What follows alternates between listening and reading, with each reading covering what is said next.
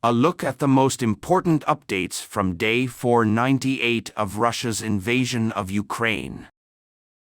A man who blew himself up at a court in Kyiv has died as UN inspectors demanded that more people be allowed into the Zaporizhzhia factory.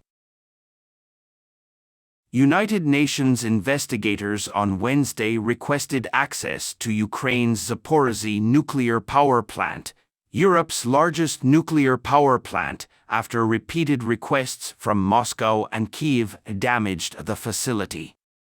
Places under Russian control. The International Atomic Energy Agency also said Wednesday that it did not find any traces of land or explosives, but stressed the need for greater access to the facility.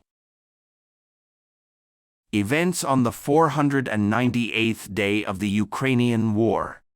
According to the Minister of Internal Affairs of Ukraine, Ihor Klimenko, the man who bombed the Kyiv courthouse on Wednesday died. The bomb also injured the police. U.S. President Joe Biden met with Swedish Prime Minister Ulf Kristersson on Wednesday, saying he hopes Sweden will finally approve NATO membership, but Sweden's application has been delayed. As the Western Alliance meeting approaches, Biden reiterated his firm support for Sweden's NATO membership. In the Oval Office, he spoke about his passion for the challenge of approval, saying that thousands of people are looking forward to it. British Foreign Secretary James Cleverly and Defence Secretary Ben Wallace met with Polish Foreign Ministers Zbigniew Rau and Mariusz Błaszczak in London on Wednesday ahead of the next NATO meeting. Before the conference, a NATO meeting was held to highlight the two countries' priorities in defence and foreign relations. UN Trade Chief Rebecca Greenspan said the UN is doing everything it can to ensure the continuation of the Black Sea Grain Agreement and the Memorandum of Understanding that promotes access to all world markets for Russian fertilizers and other products. Greenspan stressed the importance of maintaining a bilateral agreement to ensure lower and more stable global food and fertilizer prices. She spoke at a press conference in Geneva, she said. On Wednesday, the Russian Ministry of Defense announced that the Russian army attacked 3 Ukrainian military units near Bakhmut. However, there are conflicting reports of ongoing fighting in the region, as Reuters was unable to independently verify the conflict. At a daily briefing, the ministry did not comment on reports that Russian troops had withdrawn from the village of Kryshchevka, west of Bakhmut. A Russian official in eastern Ukraine denied these reports.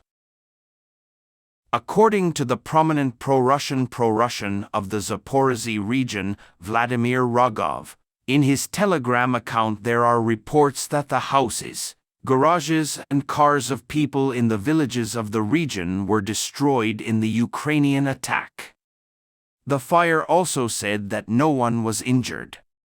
However, these claims have not yet been identified.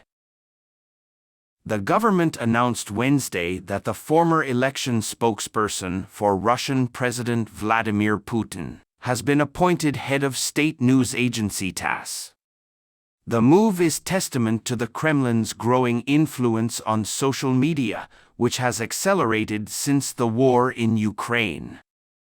This regime led to the closure of independent media outlets and the registration of many journalists, and they were declared foreign agents.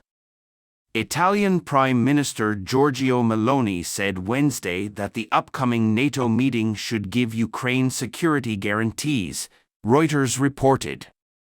During the joint meeting with Polish Prime Minister Morawiecki in Warsaw, Meloni stated that Italy and Poland fully agreed on this issue and that they reached a consensus on this issue. Russia has accused a small U.S. company, the Altai Project, of deliberately promoting the construction of a major water pipeline to China.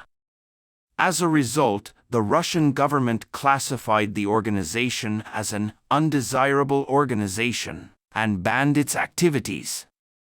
Altai Program Director Jennifer Kastner dismissed the allegations as ridiculous.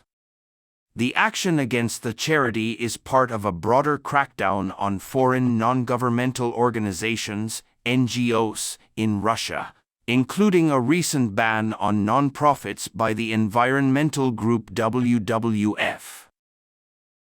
On Wednesday, Russia reported that 1 person was killed and 41 injured, 2 of them children, in a fire in the eastern Ukrainian town of Makiivka. It is worth noting that Makiivka is currently occupied by the Russian army. Chapter. At night, Russian rockets attacked Drushkivka in the Donetsk region, damaging residences and medical facilities. Article.